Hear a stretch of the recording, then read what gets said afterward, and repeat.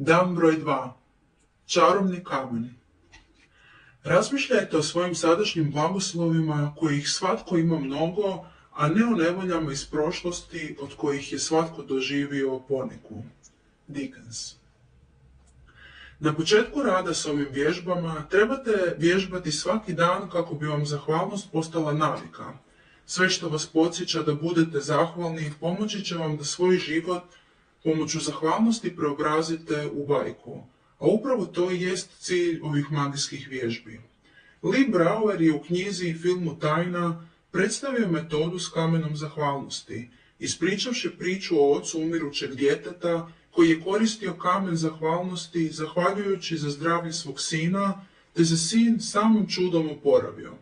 Od tada se metoda s kamenom zahvalnosti pokazala uspješnom za mnoge ljude diljem svijeta, koji su je koristili za privlačenje novca, iscijeljenja i sreće.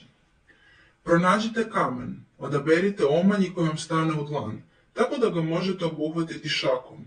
Treba biti gladak, ne smije imati oštre rubove, ni biti pretežak, a trebate se uistinu ugodno osjećati dok ga držite u ruci. Čarobni kamen možete pronaći u svom vrtu ako ga imate, ili na rijeci, potoku, oceanu ili parku. Ako ne možete doći do takvih mjesta, tada zamolite za pomoć svoje susjede, obitelji ili prijatelje. Možda već imate neki dragi kamen koji možete koristiti u ovoj vježbi. Kada pronađete čarobni kamen, stavite ga pokraj kreveta, negdje gdje ćete ga vidjeti kad odlazite na spavanje. Ako je potrebno, napravite dovoljno mjesta da ga možete vidjeti. Koristite li budilicu, stavite ga pokraj nje. Večeras neposredno prije nego što legnete u krevet, uzmite svoj čarobni kamen, držite ga na dlanu i sklopite ruke oko njega. Ozbiljno razmišljajte o svemu dobrome što vam se dogodilo tijekom dana i pronađite ono najbolje što vam se dogodilo i na čemu ste zahvalni. Tada izgovorite čarobne riječi hvala ti za ono najbolje što ste doživjeli. Vratite čarobni kamen na njegovo mjesto uz krevet i to je sve. Sljedećih 26 dana svake večeri zahvaljujte metodom čarobnog kamena. Prije nego što zaspite, razmislite o proteklom danu i pronađite ono najbolje što vam se dogodilo. Držeći čarobni kamen u ruci, budite što zahvalni za taj događaj i recite hvala ti. Metoda s kamenom izgleda posve jednostavna, ali kad je počnete raditi, uočit ćete da se u vašem životu počinju događati čudesne stvari. Dok razmišljate što je ono najbolje što vam se dogodilo tijekom dana, prisjetit ćete se mnoštva dobrih stvari koje su se dogodile. Tražeći ono najbolje, razmišljat ćete o mnogim stvarima na kojima ste zahvalni. Također ćete svakog dana otići na spavanje i probuditi se s osjećajem zahvalnosti. Metoda osvještavanja blagoslova i čarobnog kamena pomoći će vam da dan započne i završi s osjećajem zahvalnosti. Zapravo, te su metode toliko snažne da će vam već za nekoliko mjeseci promijeniti život.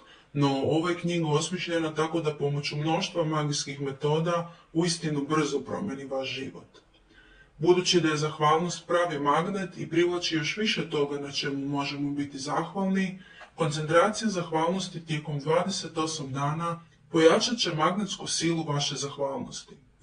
Kad imate snažnu magnetsku silu zahvalnosti, sličnu magiji, automatski privlačite sve što želite i što vam je potrebno. Magijski podsjetnik. Tijekom današnjeg dana svakako pročitajte sutrašnju magičnu vježbu jer ćete trebati skupiti nekoliko fotografija prije nego što počnete raditi. Magična vježba broj 2. Čarobni kamen. Pod 1. Ponovite prva 3 koraka magične vježbe broj 1. Osvijestite svoje blagoslove. Sastavite popis od 10 blagoslova. Zapišite zašto ste zahvalni. Ponovno pročitajte svoj popis i na kraju svakog blagoslova recite hvala ti, hvala ti, hvala ti, osjećajući zahvalnost zbog tog blagoslova. Pod 2. Pronađite čarobni kamen i stavite ga pokraj kreveta. Pod 3. Prije nego što večeras odete na spavanje, uzmite svoj čarobni kamen u ruku i razmišljajte o onome najboljem što vam se danas dogodilo. 4. Izgovorite čarobne riječi hvala ti za ono najbolje što ste danas doživjeli. 5. Sljedećih 26 noći ponavljajte ovu vježbu. 6. Pročitajte magijsku vježbu za sutrašnji dan. Dan broj 3. Čarobni odnosi. Zamislite da ste jedina osoba na zemlji. U takvom slučaju ništa ne biste željeli raditi. Koja bi bila svrha slikanja kad sliku nitko ne bi mogao vidjeti? Koja bi bila svrha skladanja ako nitko ne bi mogao čuti glazbu? Koja bi bila svrha smišljanja izuma ako ga nitko ne bi mogao koristiti? Ne biste imali nikakvog razloga ići od jednog mjesta na drugo, jer kamo god biste otišli bilo bi isto. Ondje nikoga ne bi bilo. U vašem životu ne bi bilo nikakvog zadovoljstva ni radosti. Upravo kontakti i iskustva s drugim ljudima pružaju radost, smisao i svrhu u vašem životu. Zbog toga odnosi utječu na vaš život više od bilo čega drugog. Da biste dobili život o kojem sanjate, presudno je da shvatite kako odnosi utječu na vaš život i kako su oni najmoćniji kanali kojima zahvalnost može početi magijski mijenjati vaš život. Znanost danas potvrđuje mudrost velikih mudraca iz prošlosti, jer istraživanja pokazuju da ljudi koji izražavaju zahvalnost imaju bliski odnose, više su povezani s obitelji i prijateljima, te u svom životu imaju ljude koji su im naklonjeni. No, zacijelo je najnevjerojatnija činjenica proistekla iz istraživanja da za svaki prigovor na račun druge osobe, bilo da je izrečen mišlju ili riječju, moramo izgovoriti 10 blagoslova kako bi odnos mogao napredovati. Ako izrazite manje od 10 blagoslova na svaki prigovor, odnos će propasti. A ako je riječ o braku, najvjerojatnije će završiti razvodom. Zahvalnost omogućuje odnosu da napreduje. Dok povećavate svoju zahvalnost za bilo koji odnos, na čaroban ćete način primiti obilje sreće i blagostanja. Zahvalnost izražena za odnose ne mijenja samo njih, nego i vas same. Bez obzira na to kakva je sad vaša narav, zahvalnost će vam pružiti više strpljenja, razumijevanja, suosjećanja i blagosti, u toj mjeri da sebe više nećete moći ni prepoznati. Sitnice koje su vas ljutile i prigovori koje ste imali u odnosima će nestati, jer kad ste uistinu zahvalni na drugoj osobi, nema ničega što biste kod nje željeli promijeniti. Nećete ju kritizirati, žaliti se na nju ili za nešto okrivljivati, jer ste previše zaokupljeni osjećajem zahvalnosti za sve njezine dobre osobine. Zapravo više nećete moći ni primijetiti sve ono na što ste se prije žalili. Može se reći da smo živi samo u onim trenucima kad nam je srce svjesno blaga koje posjedujemo. Pisac i dramatičar Wilder. Riječi su vrlo moćne, stoga kad prigovarate nekoj osobi, vi zapravo nanosite zlo vlastitom životu. To će se nepovoljno odraziti na vaš život. Prema zakonu privlačnosti, što god pomislite ili kažete o drugoj osobi, privući ćete sebi. To je glavni razlog zbog kojeg su nam veliki ljudi, učitelji svijeta, govorili da budemo zahvalni. Znali su da moramo biti zahvalni na drugim ljudima, upravo takvima kakvi jesu. Ako želimo primiti više toga u vlastitom životu, kako bi naš život mogao magično rasti. Što bi se dogodilo kad bi vam svaka bliska osoba rekla da vas voli upravo takve kakvi jeste? Kako biste se osjećali? Današnja magična vježba sastoji se u tome da budete zahvalni na ljudima takvima kakvi jesu. Čak i ako su vam svi odnosi trenutačno dobri, zbog ove će se vježbe veličanstveno poboljšati.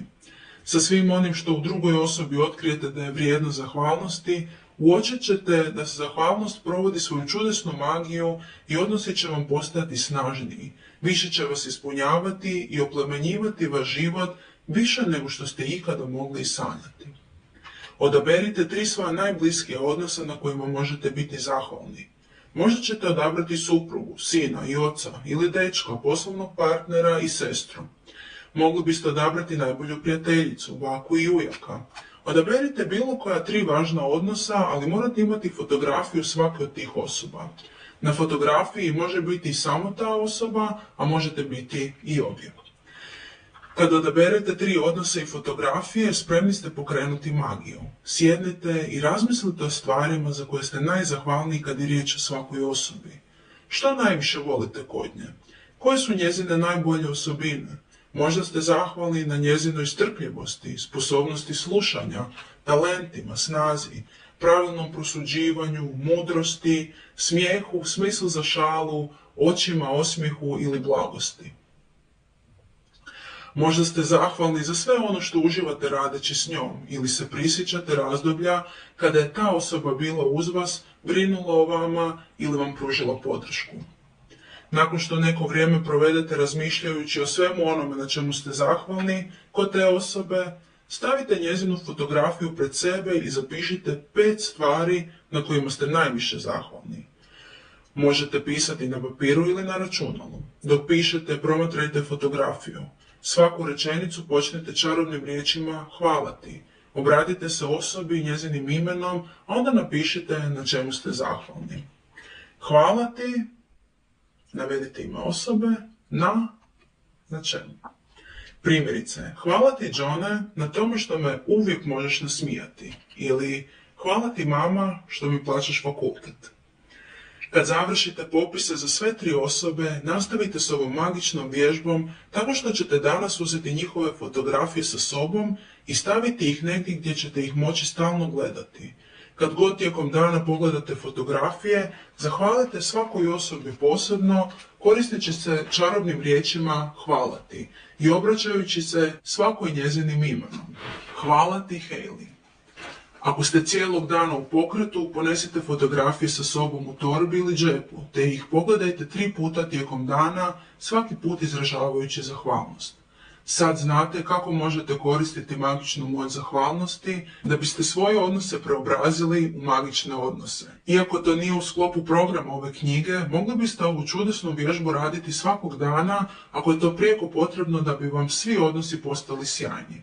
Na istom odnosu možete raditi koliko god puta želite. Što ste zahvalni za dobre stvari u svojim odnosima, to će se brže svaki odnos u vašem životu na čudesan način preobraziti. Magična vježba broj 3. Čarobni odnosi. Pod 1. Ponovite prva 3 koraka magične vježbe broj 1. Osvijestite svoje blagoslove. Sastavite popis od 10 blagoslova. Zapišite zašto ste zahvalni. Ponovno pročitajte svoj popis i na kraju svakog blagoslova izgovorite hvala ti, hvala ti, hvala ti, te osjetite u sebi što dublju zahvalnost.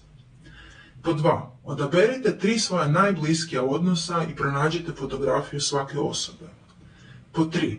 S fotografijom ispred sebe na papir ili računalo zapišite 5 stvari na kojima ste najzahvalniji kod svake osobe. Pod 4. Svaku rečenicu počnite čarobnim riječima hvala ti. Navedite ime svake osobe i ono na čemu ste posebno zahvalni. 5. Fotografije danas nosite sa sobom ili ih stavite negdje gdje ćete ih moći često promatrati. Pogledajte ih barem 3 put, obratite se osobi promatrajući njezinu fotografiju i zahvalite joj izgovarajući čarobne riječi hvala ti, spomenuvši njezino ime. Hvala ti, Hayley. 6. Prije spavanja uzmite čarobni kamen u ruku i izgovorite čarobne riječi hvala ti za ono najbolje što vam se dogodilo tijekom dana. Dan broj 4. Čarobno zdravlje. Zdravlje je najveće bogatstvo. Virgilije. Zdravlje je najdragocjenija stvar u životu, ali ga više od svega drugoga uzimamo zdravo za gotovo. Mnogi ljudi o zdravlju razmišljaju tek kad ga izgube. Tada postanemo svjesni, ako nemamo zdravlje, nemamo ništa. Jedna talijanska poslovica izražava istinu o zdravlju koja vrijedi za mnoge ljude. Čovjek koji uživa u zdravlju je bogat, iako toga nije svjestan. Iako rijetko razmišljamo o zdravlju dok se dobro osjećamo, istinitosti tih riječi postat ćete svjesni čak i kada imate nekih sitnih problema, kao što su prehlada ili gripa zbog kojih morate ležati u krevetu. Kad se loše osjećate, želite samo jedno, da vam se stanje poboljša i ništa drugo nije važno osim ponovnog ozdravljenja. Zdravlje je životni dar, nešto što primimo svakoga dana. Uza sve ono što radimo da bismo bili zdravi, trebamo biti zahvalni na svom zdravlju kako bismo postajali još zdraviji. Zapamtite, jer tko je zahvalan na zdravlju, dat će mu se još, te će obilovati, a tko nije zahvalan na zdravlju, oduzet će mu se i ono što ima. Možda poznajete ljude koji žive zdravo, a ipak su se razboljeli. Prijeko je potrebno izražavati zahvalnost za zdravlje koje primamo. Kad ste zahvalni na svom zdravlju, ne samo što ćete ostati zdravi kao i dosad, nego ćete istodobno pokrenuti djelovanje magije koja će vam dodatno poboljšati zdravstveno stanje. Odmah ćete početi uočavati poboljšanje svog zdravlja. Sitni bolovi, madeži ili ožiljci počet će nestajati na čaroban način i zamijetit ćete da vam se energija, vitalnost i sreća znatno povećavaju. Kao što ćete naučiti poslije, ako svakodnevno izražavate zahvalnost za svoje zdravlje, možete poboljšati svoj vid, sluh i sva svoja osjetila, zajedno sa svakom tjelesnom funkcijom. Sve se to događa kao da ste zamahnuli čarobnim štapićem. Zahvalnost je cjepivo, protuotrov i antiseptik. Stupanj do kojeg ste zahvalni na svom zdravlju upravo je stupanj do kojeg će se vaše zdravlje magično poboljšati, a stupanj nezahvalnosti je onaj do kojeg će vam se zdravlje pogoršati. Ako vam je zdravlje slabo, to znači da vam je slabija energija, vitalnost, imunosni sustav, jasno razmišljanje i svaka druga funkcija tijela i uma. Kad ste zahvalni na svom zdravlju, tada ćete nastaviti primati još bolje zdravlje, na kojemu možete biti zahvalni, a istodobno ćete se osloboditi tjelesnog i mentalnog stresa i napetosti. Znanstvena su istraživanja pokazala da su stres i napetost u korijenu mnogih bolesti. Istraživanja također otkrivaju da ljudi koji izražavaju zahvalnost brže ozdravljuju i da žive 7 godina duže. Prema stanju svog zdravlja u ovom trenutku možete vidjeti koliko ste zahvalni. Svakog biste se dana trebali osjećati sjajno. Ako vam je teško i imate osjećaj da vam je naporno živjeti, ili ako se ne osjećate mlađi nego što jeste, tada vam je zdravlje oslabljeno. Jedan od glavnih uzroka takvog gubitka vitalnosti, nedostatak je zahvalnosti. No sve će se to promijeniti jer ćete za zdravlje svog tijela koristiti magijsku moć zahvalnosti. Vježbu čarobnog zdravlja počinjete čitanjem sljedećih odlomaka o svom tjelesnom zdravlju. Kad pročitate svaki redak otisnut kosim slovima o pojedinom dijelu tijela, sklopite oči i u mislima ponovite taj redak, osjećajući što veću zahvalnost za taj dio tijela. Zapamtite, bitno je otkriti zašto ste zahvalni na nečemu, jer će vam to pomoći da budete još zahvalniji. A što ste zahvalniji, to ćete brže osjetiti i vidjeti čudesne rezultate u svom tijelu. Razmišljajte o svojim nogama. One su najvažnije sredstvo kretanja u vašem životu. Razmišljajte o svemu onome za što koristite noge, kao što je održavanje ravnoteže, ustajanje, sjedanje, vježbanje, ples, penjanje stepenicama, vožnja automobila i nadasve čudo koje nazivamo hodanjem. Vaše vam noge omogućuju da koračate svojim domom, odete u kupaonicu, posjetite kuhinju da uzmete sok i da odete do automobila. Noge vam omogućuju da obilazite dućane, šećete ulicama, prolazite kroz zračnu luku i hodate plažom. Sposobnost hodanja daje vam slobodu da uživate u životu. S dubokim osjećajem zahvalnosti recite hvala ti na mojim nogama. Razmišljajte o svojim rukama, o tome koliko stvari podignete i držite rukama tijekom jednog dana. Ruke su glavni instrumenti u vašem životu i njih bez prestanka koristite cijeli dan.